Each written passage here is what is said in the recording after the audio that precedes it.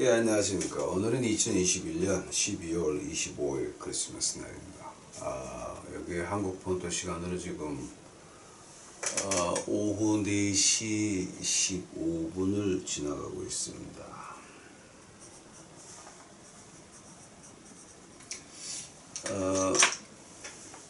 내일은 주일이 돼서 또 나와서 미션을 해야 되니까 제가 오늘 미리 해가지고 이제 주일 설교 올리려고 그랬는데 오늘이 마침부터 크리스마스 날입니다. 어저께 밤에 가서 크리스마스 예배 드리고 시내에서 용산역에서 그래서 제가 목이 조금 갔습니다. 오늘 본문 말씀 보시겠습니다. 누가복음 2장 누가복음 2장 8절입니다.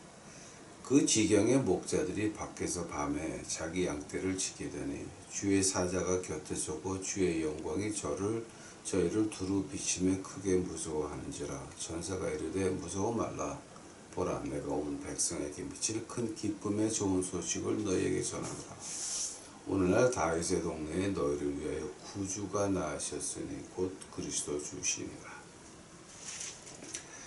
너희가 가서 강보에 쌓여 구유에 누인 아기를 보리니 이것이 너희에게 표적이니라 하더니 후련히 허다한 천군이 그 천사와 함께 있어 하나님을 찬송하여 가로되 지극히 높은 곳에서는 하나님의 영광이요 땅에서는 기뻐하심을 사람 중에 평화로다 하니라.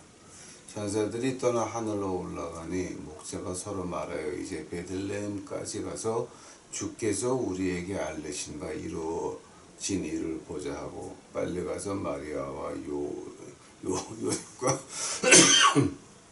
구유에 누인 아기를 찾아서 보고 천사가 자기들에게 이 아기에 대하여 말한 것을 고하니 듣는 자가 다 목자야 하는 말을 기이 여기되 마리아는 이 모든 말을 마음에 지키어 생각하니라. 목자가 자기들에게 이르던 바와 같이 듣고 본 그 모든 것을 인하여 하나님께 영광을 돌리고 찬송하며 돌아갑니다. 아멘. 기도하시겠습니다.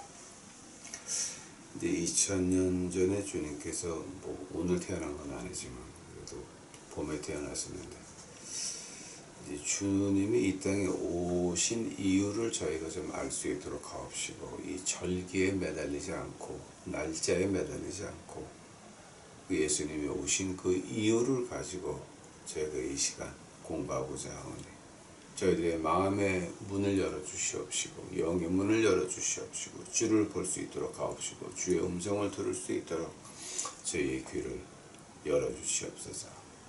이 시간 주께서 같이 하여 주옵시고 이 모든 말씀 예수님의 이름 받들어 주 앞에 간절히 기도하였사옵나이다. 이제 이것은 크리스마스 얘기인데요. 제가 이거 시작하기 전에 하나만 그러니까 뭐죠?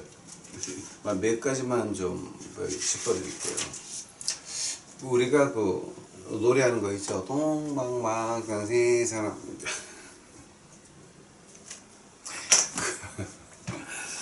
동방박사에 대해서 제가 좀 이 공부를 해봤습니다. 그랬더니 기원전 539년에 바빌론이 망해요. 망하는데 이제 그게 다니엘서에 보면 쭉 나오죠. 그래서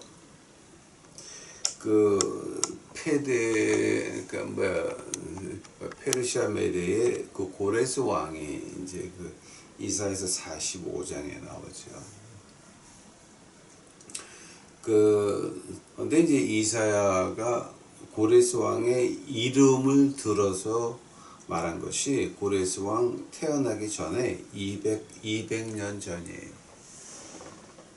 한 번 더. 페르시아와 메데라는 그 두 개 나라가 있었는데 그 나라들이 시작될 때 200년 전에 고레스 왕의 조상들이 나라를 시작할 때 200년 전에 이미 이사야서 45장 1절서부터 7절까지 이미 기록되어 있었어요. 근데 이것을 가지고 후대에 이사야를 썼다 이거는 말이 안 되고요. 그 당시 히브리 텍스트를 공부해 보게 되면 이제 뭐 이제 텍스처 크리티시즘이라고 그러는데 그때 그 쓰여진 문자에 뭐 그러니까 모세가 있을 때 히브리를 쓴 문자하고 우리가 보는 히브리 바이블에서 보는 그 문자하고는 다른 문자예요. 지금 모양이 달라요. 모세에 있을 때는 다 튀어나갔지만 우리가 이제 히브리 바이블에서 보는 문자는 다 이 정사각형 안에 글자를 넣어놨거든요. 그래서 뜻도 같고 모양도 같지만 이 스타일은 다 지금 바뀌었어요. 왜 그 한글체가 바뀐 것 같이 뭐 굴림체가 있고 뭐 무슨 체가 있고 뭐 이제 쭉 이제 있는 것 같이 이제 근데 그거를 공부해 보게 되면 이 이사야서가 뭐 따로 시대에 따라서 쓰여졌다라고 하는 말은 이미 학계에서 인정을 하지 않아요. 그러니까 이사에서는 한 번에 쓰여졌다라고 하는 학설이 이미 주종을 이루고 있습니다. 그러니까 이제 거기에 대해서 뭐 이사야가 늦게 썼다 이런 거는 신학적으로는 좀 유치한 얘기입니다. 그러니까 이제 신학을 조금 공부 안 하신 분들은 이제 그런 얘기를 좀 하는 것 같은데 그거는 조금 좀 이제 그리고 이제 그 고레스가 바벨론에 들어올 때에 그 고레스 왕이 어떻게 했냐면은 이제 바벨론에서 물을 대는 강 위에 촌을 점령을 해가지고 물을 조금씩 줄였어요. 그래서 바벨론으로 들어온 물이 조금씩 낮아졌어요. 그래서 바벨론 들어오는 그 벽에 쇠가 쭉 이렇게 받쳐 있어서 군대가 못 들어오게 돼 있는데 그 강물이 점점 줄어들면서 그거를 살짝 빠져가지고 나와가지고 이제 바벨론 점령하고 나서 한 주일을 바벨론 시민들이 진짜 자기네가 점령당한 줄 모르고 앉아 있었어요. 그러다가 한 주일 지나고 나서 갑자기 다니엘이 앞에 서가지고 성문을 여는데 누가 들어오냐면 고레스 왕이 들어오는 거예요. 그때서야 바벨론 시민들은 우리가 점령당했나? 그때 알았어요. 근데 그 앞에 가장 먼저 있던 게 다니엘이에요. 다니엘이 고레스 왕한테 이사야서 45장 스크롤을 줘요. 고레스가 읽어보고 깜짝 놀란 거예요. 자기네 조상이 나라를 시작할 때 200년 전에 그때 쓰여진 스크롤에 자기 이름이 있는 거예요. 이사야서 45장 한번 가보세요. 이사야서 45장 1절이에요.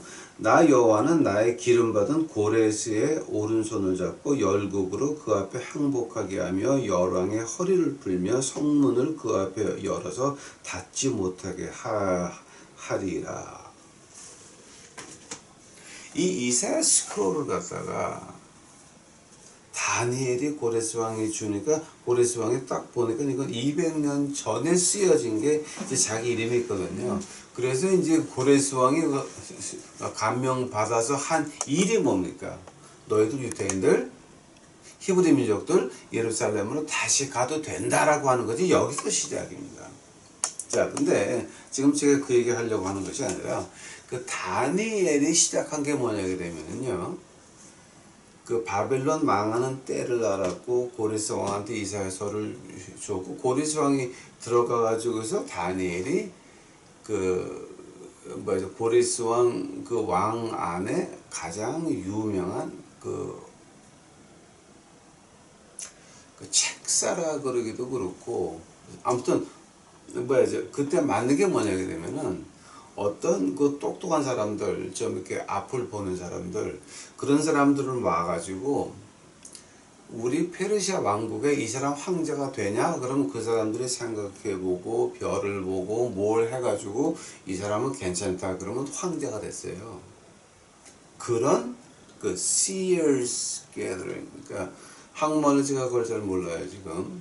그러니까 그 유명한 사람들, 똑똑한 사람들, 앞을 보는 사람들의 그 모임을 만들어서 거기서부터 이 사람은 황제를 해야 된다, 이 사람은 안 된다, 이 사람은 왕을 해야 된다, 안 된다, 그런 걸 결정하기 시작을 해요.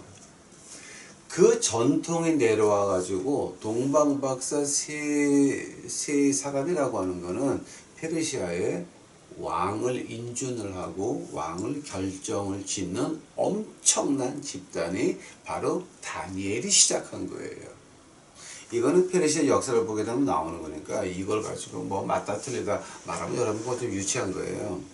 하고 다니엘이 어떻게 고레스 왕한테 그 스크롤 줬습니까? 라고 이제 말할 분들이 있는데, 그 지금 대형 박물관을 가시게 되면 오늘 대형 박물관을 가시게 되면은 고레스 왕의 실린더라고 아직 거기 있어요.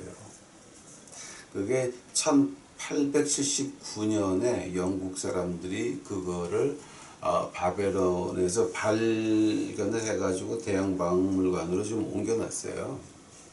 이제 그러니까 여기까지는 여러분 뭐 이게 틀렸다 맞았다 그러지만 너무 좀 유치한 거예요. 그러니까 자, 그래서 크리스마스 때 동방박사 3명인데 그 3명이 딸린 하인들, 호위 무사들, 바닥바닥하게 해가지고 호위 무사들은요, 페르시아 왕을 뽑는 그 사람들을 호위하는 무사니까 어느 나라 군대도 걔네들은 안 건드렸어요. 이게 뭐가 전쟁하자는 군사가 아니라 그 시얼들을 갖다가 그 그룹을 보호하는 부사들이니까 그 권력은 막당했고, 이제 그 사람들은 전쟁을 위한 군사가 아니라 보호를 위한 군사였어요. 그래서 어느 나라를 가도 그 사람들은 대접을 받았지 무슨 군대를 뭐 하자 이런 건 아니었어요. 그래서 그 군대하고 그 시얼스가 3명이 왔으면 그러면 전체적인 것이 한 2~3천 명이 같이 온 거예요. 군대, 하인, 또 뭐 보급품들 뭐 이제 이거.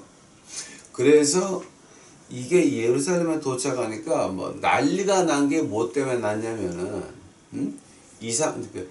세 명이 낙타를 타고 왔는데 와, 3명이 낙타를 타고 왔다 그건 아니죠. 2~3천 명이 바짝바짝한 군대 갑옷에다가 화려한 마차에다가 하인들에다가 이건 엄청난 거죠. 엄청난 행렬이죠. 그걸 함부로 건들 수도 없죠. 구박할 수도 없죠. 그거는 페르시아 왕을 뽑는 그 집단인데. 자, 이제 그래서 그게 동방박사의 그 얘기고요. 그 다음에 이제 12월 25일이라고 하는 말이 나오는데요. 제가 그 유대인의 절기를 쭉 한번 공부해 봤어요. 유대인의 절기를 공부해 봤더니 이 구약에는요, 제가 이거 읽어드리지는 않을게요. 이거 가지고 읽으려고 그러면 한이 없으니까. 이제 창세기 8장 이제 이렇게 쭉 나온 거 보면 이제 창세기 8장 22절. 구약에서는 시즌이 계절이 2개밖에 없어요. 씨를 심는 계절, 추수하는 계절, 추운 계절, 더운 계절, 여름, 겨울, 이거 2개밖에 안 나와요. 근데 이것이 신약에 들어오면서 4계절로 바뀌어요. 이제 그 신약에 들어와서 이 로마 달력을 따라가다 보니까는 이게 네 가지 계절로 바뀌어가지고 그랬죠. Early rain, later rain. 그러니까 먼저 오는 비는 땅을 흐물흐물하게 해서 경작하기 좋게 하죠. 밭 갈기 좋게 하는 거고, later rain은 이제 추수하기 전에 비가 막 오죠. 그리고 햇빛이 쨍쨍 나죠. 열매가 이렇게 고개를 숙이는 때가 온 거죠. 이렇게 벼 같으면 이제 고개를 숙이는 때가 이제 오는 건데, 그 로마 달력에 의하면 이 계절이 4개로 바뀌어요. 근데 지금 제가 하고 싶은 말은 뭐냐 되면은 그 12월 25일 이렇게 되면은요, 예수님 당시에 유대 땅에서는 보통 조금 높은 언덕에서는 눈이 쌓여 있었어요. 눈이. 오케이? 그런 추운 날에, 생각해 보세요. 그 추운 날에 누가 양떼를 밖에서 재웁니까? 생각 좀 해보세요, 여러분. 응? 땡. 네? 하나님이 우리에게 머리를 주셨으니 생각을 좀 해보세요. 응? 추운 겨울에 누가 양떼를 밖에 놔가지고 길러요? 생각 좀 해보세요, 그거. 또, 추운 겨울에 얼어 죽으려고, 밖에서 양 놓고 있으면서, 그 다음에, wild animal, 들 짐승들 있죠. 늑대, 이런 것들이 겨울에는 배가 고프잖아요. 그러면 이것들이 민가에 내려와서 양울에 들어가서 양을 잡아먹는 판국에 그 양들이 들에 있어 봐야 뭐가 되나. 양뿐만이 아니라 목자까지 가는 거예요. 그거는 떼거지로 몰려오니까. 응? 여러분, 양 냄새가 얼마나 독한지 한번 맡아보셨어요? 양은 아무리 화장실을 만들어놔도 안 가요. 지네 멋대로 가서 은나하고 쉬하고 다 해요. 그 냄새를 맡고 날짐승들이 달려오는데요. 그 포악한 짐승들이 달려오게 되면은 양떼가 죽는 건 문제가 아니에요. 목자까지 죽어요. 그러면은 그게. 아니 12월 달에 크리스마스다 이거는 웃기는 얘기예요. 실제적으로 이거는 말이 안 되는 얘기고요. 이거는 로마에서 기독교가 로마의 신전 문화하고 이렇게 믹스가 되면서 동지를 기리기 위해서 이게 이제 해괴한 풍습이 다 많았죠. 이게 크리스마스라고 하는 거는 우리 이방 신들의 날이지 기독교 날은 아니에요. 근데 이게 왜 크리스마스가 됐는지는요, 컨스탄틴 대제한테 한번 물어봐야 돼요. 왜 이걸 갖다가 로마 신들의 그 축제를, 겨울 축제를 왜 못담시 이렇게 크리스마스를, 그거는 컨스탄틴 대제 몫이에요. 그거는. 그러니까 이건 우리 계절이 아니라니까. 그리스 오르토닥스에서는 이 크리스마스가 12월이 아니에요, 여러분. 2, 3월이에요, 2, 3월. 그게 맞는 거예요, 그게. 그게 맞는 거예요. 또 이제 우리가 들에서 양을 길렀다라고 하는 거예요. 아프리카의 목자는 그 식구 가운데서 가장 천한 녀석이 밖에 가서 양들하고 이제 가면서 양을 쳐요. 왜냐하면 이 양들이라고 하는 게 화장실이 없거든요. 아무데나 가서 그냥 막 그러는데, 밤에 추운데 양을 안고 잔다고 합시다. 하면 양이 밤에 자면서 뭐 합니까? 쉬하거나 다 하죠. 양을 안고 잘 수도 없어. 또 아프리카에서는 늑대가 아우 한번 하게 되면 목자가 먼저 도망가요. 근데 유대 목자는 양을 안고 자고 늑대가 나타나면 목숨을 바쳐요. 그거를 보면서 이제 제가 느끼는 게 뭐냐면, 예수님은 당신을 뭐라고 말을 해요? 목자. 나는 선한 목자다. 요한복음 10장에 나와서 나는 선한 목자다. 내가 문이다. 나를 통해서 들어가는 자는 영생을 얻고 풍만한 삶을 얻게 합니다. 목자라고 하는 거는 양이 내 그 품 안에서 은나를 하고 쉬를 하고 이뻐가지고 이렇게 안고 다니거든요. 우리가 예수님 품 안에서 죄 안 짓습니까? 한 번 더. 우리가 예수님 품 안에서 죄를 안 짓고 삽니까? 아니죠. 즉 예수님은 목자라고 하는 거예요. 이제 그래서 오늘 본문의 시작이 이제 되는 겁니다. 천사들이 그 사회 배경에서 가장 천한 직업이 목동이에요. 왜냐하면 그 양떼들하고 같이 자야 되는데 그 냄새하고 은하고 쉬하고 뭐 이런 것들을 있는데 거기서 어우 하고 늑대가 나타났다 그러면 목숨을 바쳐야 되거든. 그 사람들이 목자예요. 아프리카 목자는 먼저 도망을 가지만 유대 땅 목자는 이제 목숨을 바친 애들이에요. 그 사람들이 밤에 자면서도 잠을 깊게를 못 자요. 왜냐하면 이 들 짐승들이 몰래 오거든요. 사자가 언제 부르짖습니까? 먹이를 입에 넣은 다음에 짖어요. 그 먹이를 죽일 때까지는 사자 한 번도 안 울어요. 조용히 와요. 목자라고 하는 거는요, 항상 긴장되어 있어야 돼요. 그래서 밤에는, 특히 밤에는 이것들 배고프지, 내 약 먹으러 올 거지, 항상 지키고 있다. 그리고 밤에 깊은 잠을 못 자요. 만약에 목자가 몇 명이 같이 있으면, 한번 이제, 번호를 돌아가면서, 보초를 이제 쓰겠죠. 근데, 그 목자들이 메시아 와달라고 기도했냐고요. 그 목자들이 메시아 오는 영광을 보고 싶다고 기도했냐고요. 목자들은 그 사회에서 가장 낮은 계급이에요.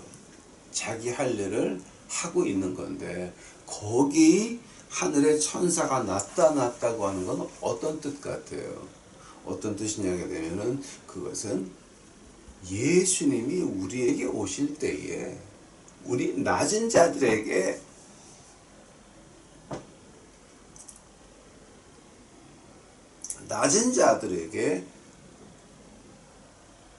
오시는 게 예수님이죠.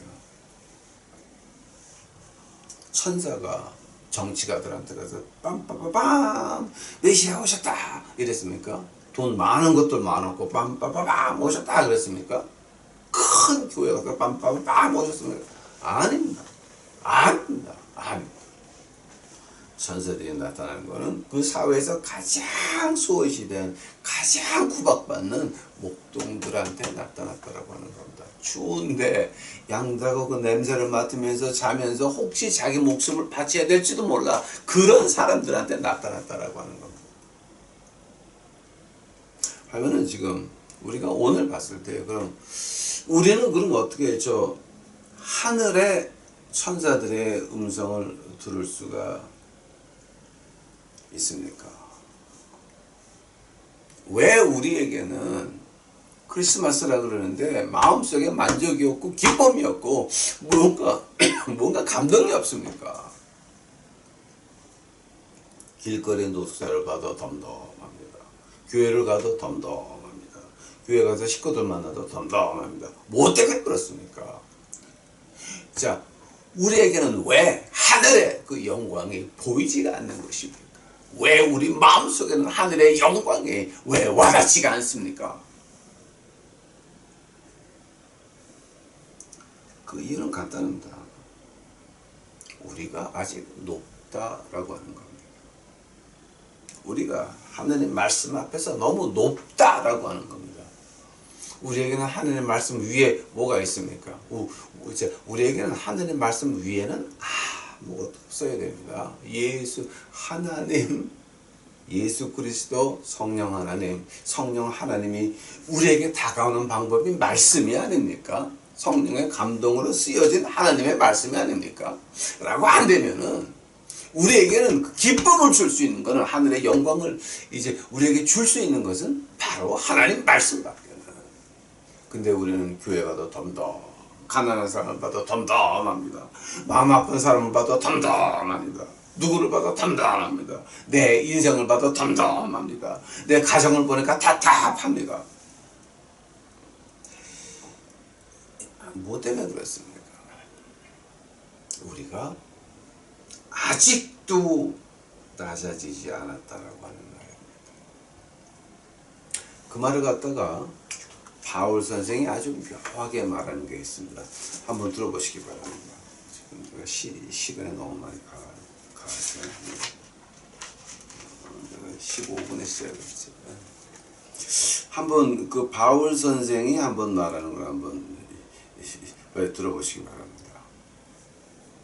고린도 후서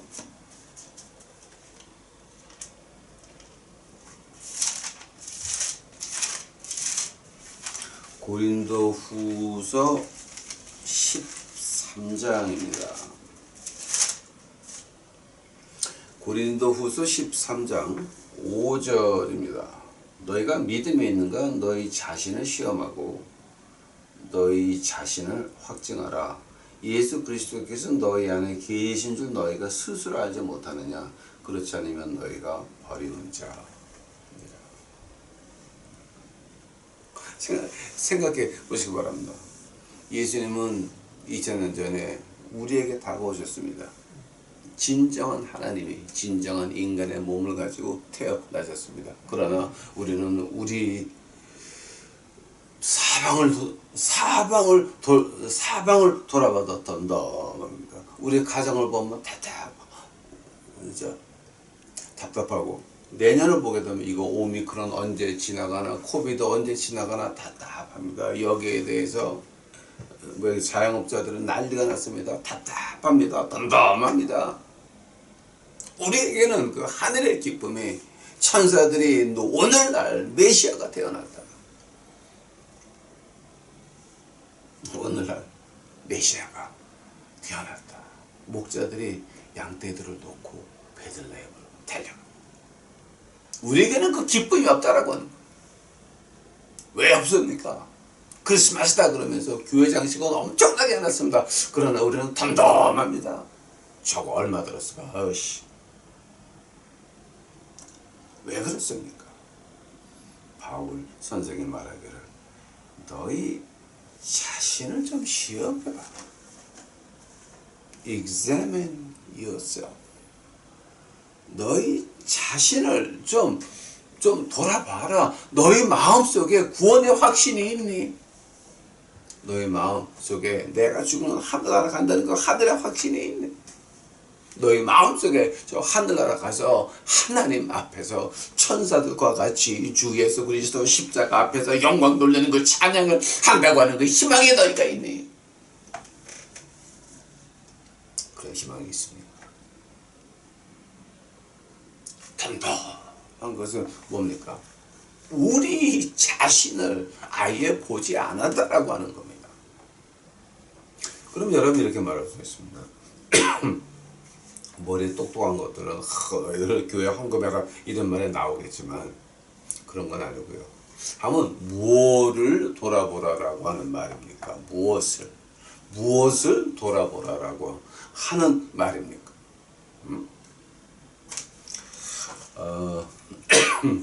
고린도 후서 좀 계시죠? 그럼 7장 가보죠. 7장. 고린도 후서 7장 10절이에요. 10절. 하나님의 뜻대로 하는 근심은 후회할 것이 없는 구원에 이르게 하는 회개를 이루는 것이요 세상 근심은 사망을 이루는 것이니라. 즉 하나님의 뜻대로 근심에서 흘리는 눈물은 하나님의 뜻대로 하는 근심, 하나님의 뜻에서 나오는 그 한숨과 눈물, 이것이 있냐라고 하는 말이에요. 그것을 시험해 보라라고 하는 거예요. 근데 우리가 교회 나가면서요, 하나님 뜻에 맞는 한숨과 무슨 눈물, 이게 뭐예요? 이렇게 말할 수가 있어요. 잘 물어보셨습니다. 그 말을 가지고 이제 저희가 이렇게 말을 합니다. 마가복음 가보세요. 마가복음. 여러분 이건 지금 신학적으로 이제 여러분이 기도를 하셔야 되고, 이제 교회 가서 아마 이 얘기 목사님한테 물어봤다가 그 목사가 2번 다시 당신 얼굴 안 볼 거야. 마가복음 8장 가보세요. 8장. 마가복음 8장 36절이에요. 사람이 만일 온 천하를 얻고도 제 목숨을 잃으면 무엇이 유익하리요?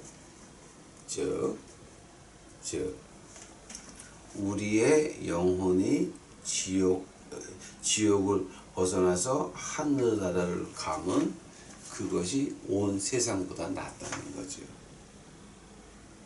한 번 더 잘 봐요. 사람이 만일 온 천하를 얻고도 제 목숨을 잃으면 무엇이 유익하리요? 즉 한 영혼이 하늘나라 가는 것이 이 세상보다 더 귀하다라고 하는 말 아닙니까? 이 말을 어떻게 해석하실 겁니까? 이거를 헬라어로 보시고 아람어로 보시고 히브리어로 바꿔보세요. 라틴어로 바꿔도 마찬가지. 이거 뜻은 변하는 게 아니에요. 지금 우리 한 영혼이 하늘나라 가는 것이 이 세상보다 귀하다라고 하는 말밖에 안 되는 거예요. 이건 어떻게 다른 식으로 볼 수가 없어요. 볼 수가 없어요.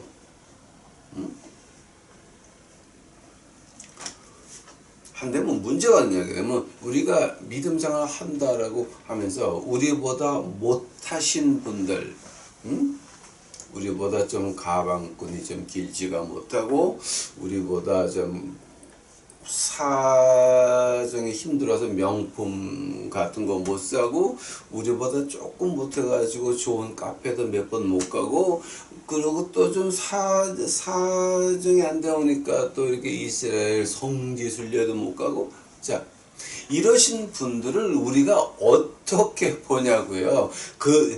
그네들이 하늘나라 가야 되는 영혼입니까? 아니면 그냥 세상에서 우리보다 어떤 우리의 동정이 필요한 우리의 깝질이 필요한 을질하는 사람들입니까? 이거 우리가 봐야 된다라고 하는 거예요.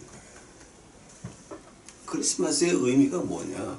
목자들한테 하늘의 천사들이 딴따다단 메시아가 나타났다. 그 사회에서 정치가도 돈 많은 사람도 종교 지도자도 안 나타났는데 목동들한테만 그 사회에서 가장 낮은 그네들에게 하늘의 영광을 보여줄 때는 우리가 낮아져야 되는데 우리가 낮아지려고 한다면 먼저 우리 주위에 있는 그 사람들은 우리가 깝질의 대상입니까? 아니면 영혼 구원의 대상입니까?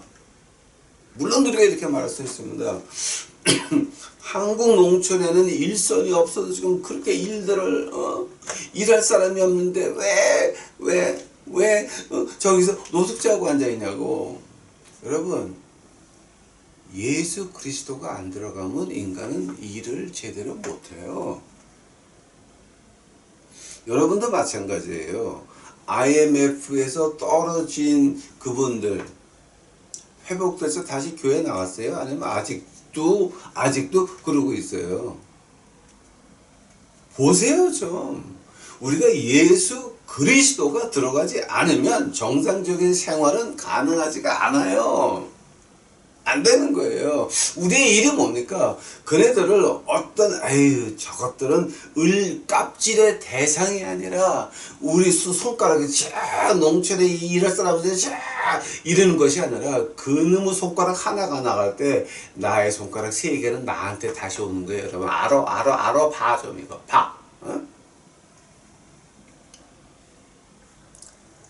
그네들이 하늘나라 가야 되는 영혼입니까? 그네들이 예수 그리스도가 마음속에 들어가면 그때서부터 인생이 바뀌기 시작을 하고 일을 시작을 해요. 근데 그 전에 그렇게 이러고들 앉아 있습니다. 그걸 가지고 바울 선생이 말합니다. 너희 자신을 시험해라. 한 영혼이 이 세상보다 귀할진데 그게 할 짓입니까? 특히 2022년에 지금 뭐가 오고 있습니까? 코비드 안 끝났어요. 경제공황 이제 시작이에요. 어떻게 살라 그러세요? 하나님 보호가 필요하세요? 하나님 보호가 필요 없으세요? 하나님 보호가 필요한 사람들이 그렇게 행동을 해야 됩니까? 에이. 만약 그렇다고 그러면 여러분은 지금 어떤 길을 가는 줄 아세요? 하나님 말씀에서 거기에 대해서 하는 말이 있어요. 잠언 가보세요.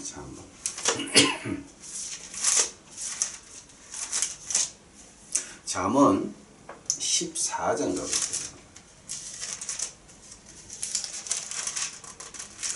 잠언 14장의 21절입니다.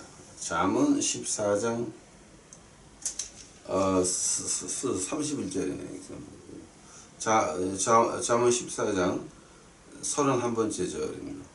가난한 사람을 학대하는 자는 그를 지으신 이를 멸시하는 자여 궁핍한 사람을 불쌍히 여기는 자는 주를 존경하는 자니라. 가난한 사람을 저것들은 왜 이거 누가 하는 사람들은 뭐냐, 아무리 교회를 나가서 어떤 직책을 맡으셨어도 관계없이 그를 지으신 하나님을 멸시한다라고 하는. 여러분이 2022년에 코비드를 지나가고 경제공황 지나갈 수 있다고 자신하십니까? 아니면 복고복입니까? 아니 그냥 나는 그냥 교회 나가네, 하나님이 등에 주시겠지요. 정신 차리세요, 여러분. 정신 차리세요. 하나님을 그렇게 멸시하면서 하나님의 도움을 바라십니까? 하나님이 그렇게 하실 것 같습니까? 당신애들이 손가락을 찝어서 노숙자들, 우리 유튜브 식구들은 절대 안 됩니다. 왜냐하면 가난한 사람 학대하는 자는 그를 지으신 자를 멸시하는 겁니다. 아니 목사님 한 절만 가지고 그러세요. 그러면은 잠언 17장 가보겠습니다. 잠언 17장.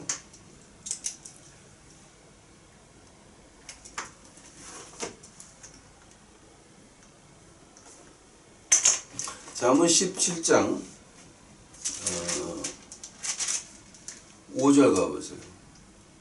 가난한 자를 조롱하는 자는 이를 지으신 줄을 멸시하는 자여 사람의 재앙을 기뻐하는 자는 형별을 못할지니라. 아니 이게 잠언에 있어요. 잠언은 하나님 말씀 아닙니까? 잠언은 성령이 감동을 해서 이게 여기 이 책에 있는 거 아닙니까? 이거 하느님의 말씀 아닙니까, 여러분? 응?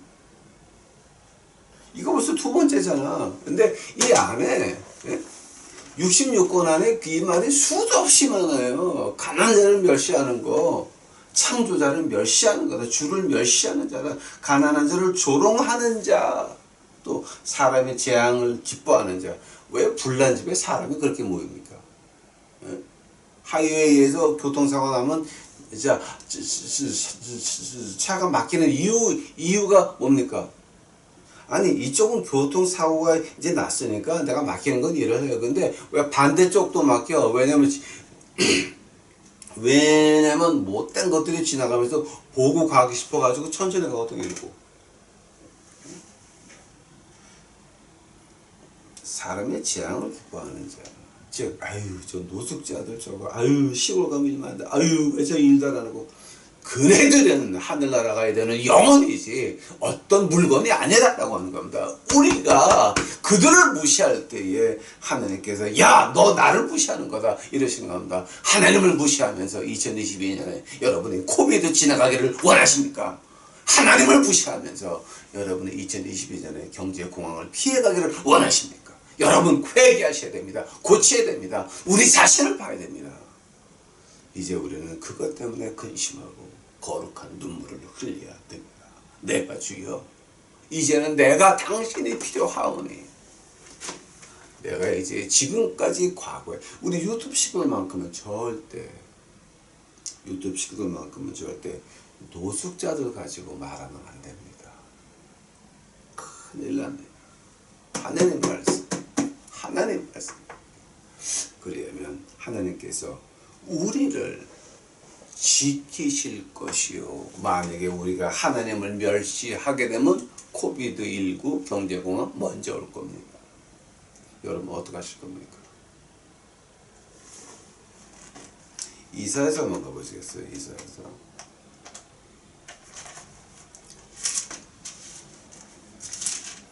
이사야서 1장입니다. 이사야서 1장 18절입니다. 여호와께서 말씀하시되 오라. 우리가 서로 변론하자. 너희 죄가 주홍같이 같을지라도 눈과 같이 희어질 것이요 진홍같이 붉을지라도 양털같이 되리라. 너희가 즐겨 순종하면 땅의 아름다운 소산을 먹을 것이요 너희가 거절하여 배반하면 칼에 삼키우리라. 여호와의 입의 말씀이니라. 오늘 바울 선생의 한 말도 마찬가지입니다. 너희 자신을 시험해라. 너희 마음을 보고 너희가 가난한 사람을 보고 안된 사람을 보고 힘든 사람을 보고 노숙자를 봤을 때 저것들은 그랬으면 이젠 우리가 그거 회개해야 된다라고 하는 말입니다. 왜냐하면 그들을 멸시하는 겁니다. 하나님을 멸시하는 겁니다. 2022년에 여러분 코비드 피해 가야 됩니다. 경제공황 피해 가야 됩니다. 우리 유튜브 식구들만큼은 그거 우리 피해 가야 됩니다. 안 됩니다. 그거 만나면 안 되는 겁니다. 그러기 위해서는 이제 우리가 즐겨 순종하면 땅의 아름다운 소산을 먹을 것이요. 이거 하나님 말씀입니다, 여러분. 이사야서입니다. 여러분이 좋아하는 이사야서입니다. 땅의 소산을 땅의 아름다운 소산을 먹을 것이요. 우리가 순종하고 가서 우리 마음을 돌아보고 우리가 지금까지 깝질했던 것들 또 본의 아니게 을질했던 것들 이거 하나님 앞에 내려놓으면 하나님께서 야 나하고 토론하자. 응? 네 죄가 주홍같이 붉을지라도 눈과 같이 희어질 것이요 진홍같이 붉을지라도 흰눈같이 양털같이 희게 되리라. 아멘. 크리스마스의 이브의 크리스마스의 그 목적이 뭐였습니까? 바로 우리 자신의 마음을 들고 가서 하느님 앞에 내어 보이고 거룩하지 않은 것 있으면 내쫓고 우리 마음속에 성령의 불로 밝게 비춰달라고 하는 것이 바로 그리스도 예수 그리스도의 탄생의 기념인 것입니다. 뜻인 것입니다. 아직 기도하시겠습니다. 사랑해 주님 감사합니다. 이제 오늘 하나님께서 말씀을 주옵시니 감사합니다. 우리 시키는 대로 했나이다. 이제 마음을 감동시키는 것은 하나님 몫이오니 우리 유튜브 식구들만큼은 하나님을 멸시하지 않도록 하옵시고 우리 유튜브 식구들만큼은 하나님 얼굴에 침뱉어서 괜히 코비드 걸리고 경제공황으로 혼나지 않도록 저희들 지켜보호하여 주시옵소서. 우리 유튜브 식구들만큼은 아버지 하나님 지켜보호하여 주시옵소서. 주께 감사하오. 이 모든 말씀 예수님의 이름 받들어 주 앞에 간절히 기도하였사옵나이다.